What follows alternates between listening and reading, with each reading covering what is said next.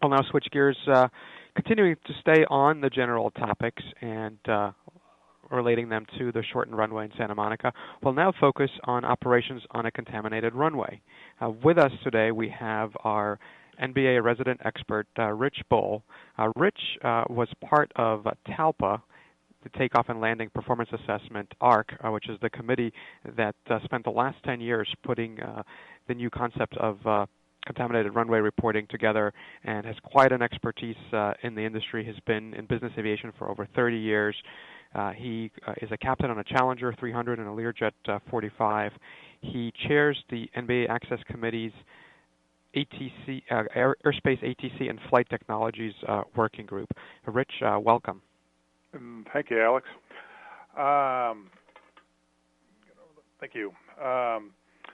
Ben gave us a good introduction on the problems of runway excursions and overruns that we've had.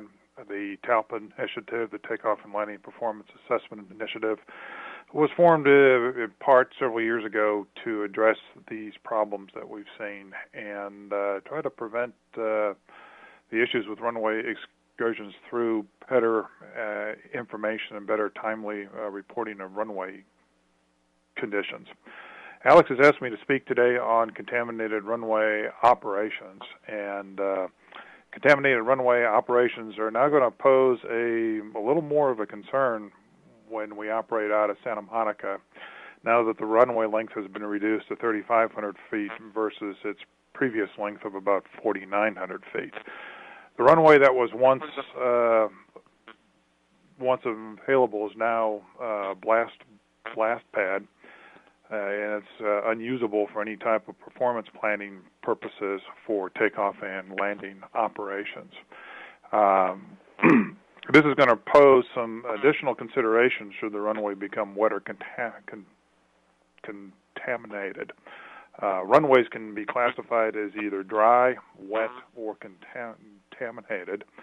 Dry runway is pretty obvious. A wet runway is a runway that's in a wet condition, one that has visible moisture or dampness on the runway surface, but at a depth of 1/8 of an inch or less.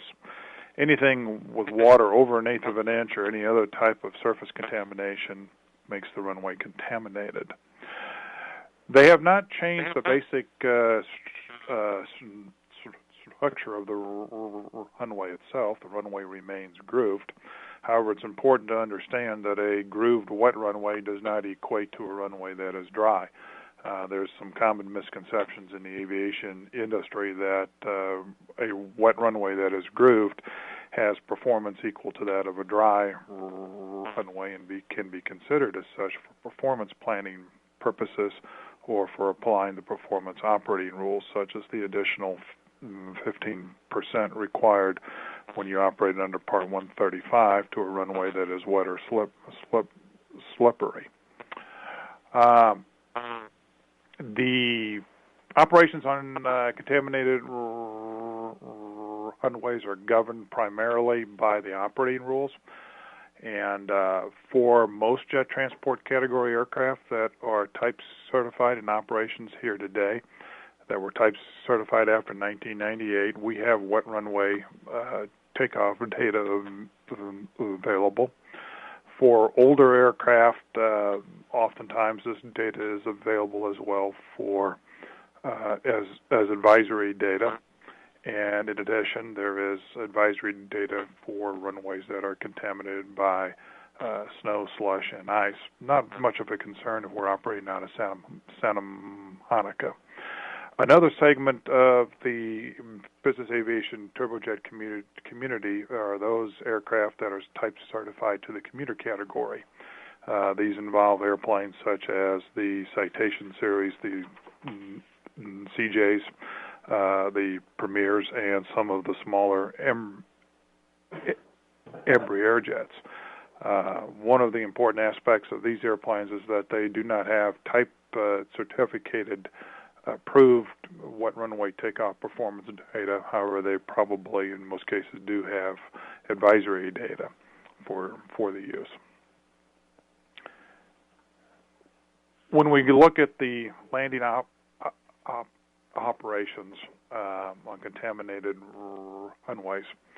The FAA is becoming increasingly concerned that pilots look at the runway conditions at their time of arrival based on the reported runway conditions. This is a basic fundamental tenet of the new TALPA initiative by FAA. The time of arrival landing assessment should be based on the reported runway condition codes. These are issued to pilots as part of the field condition NOTAMs, and they'll also be supplied by the tower, and they'll also be supplied over the ATIS if the airport is served by an ATIS, such as Santa Monica. It's recommended that the pilots use TALPA-compliant landing performance data. This data is prepared in accordance with Advisory Circular 25-32. And the data generally includes a 15% safety margin to help mitigate the risk of runway overruns.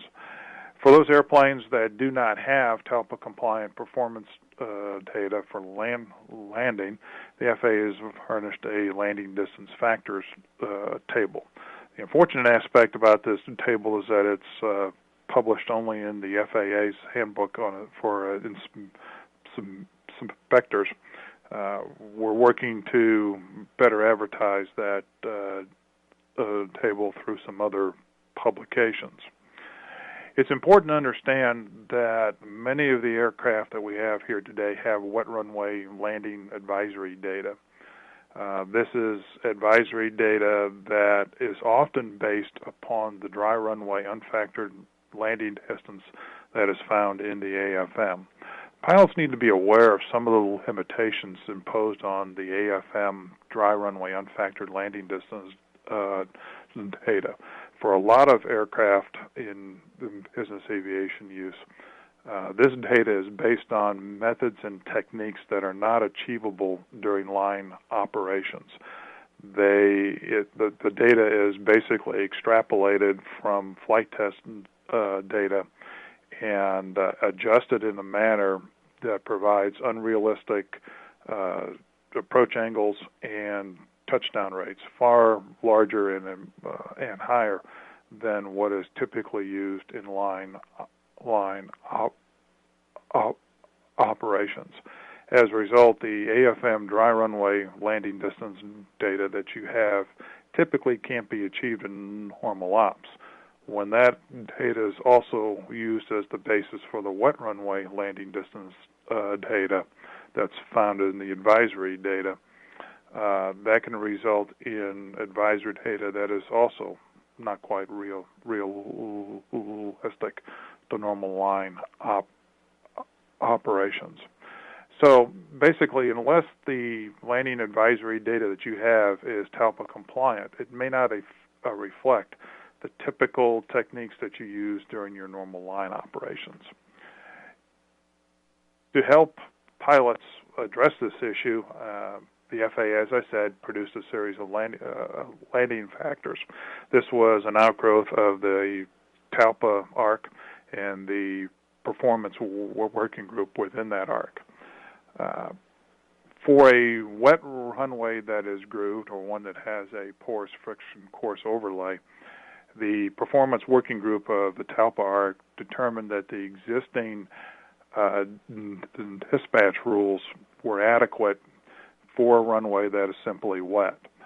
So in other words, if the airplane was dispatched under these rules to a runway that is wet, as long as the conditions under which the airplane was dispatched under did not appreciably change, then the aircraft was considered to be safe for landing under the assessment. Typical AFM landing distances are about 2,500 feet for a lot of turbojet aircraft, and the 60% factored rule when applied for a wet runway under that case puts the landing distance at around 4,800 feet.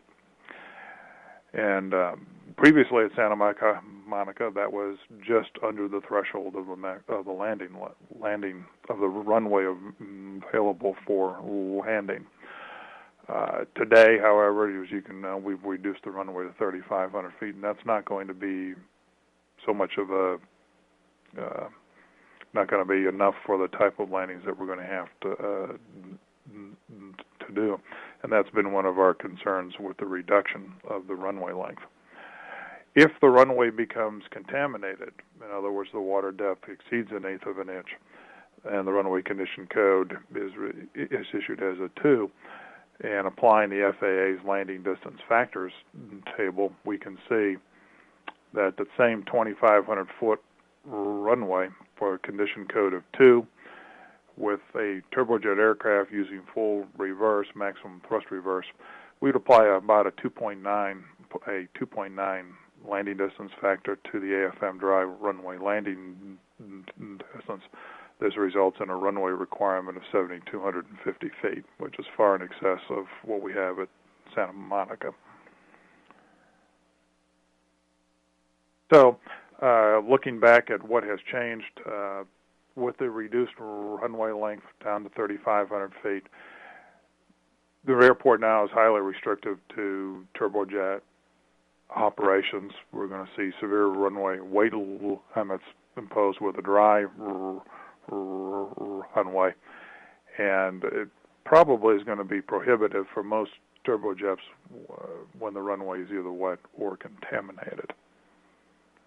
And I'll send it back to Alex. Thank you very much, Rich. Very insightful, and appreciate you sharing your expertise with us.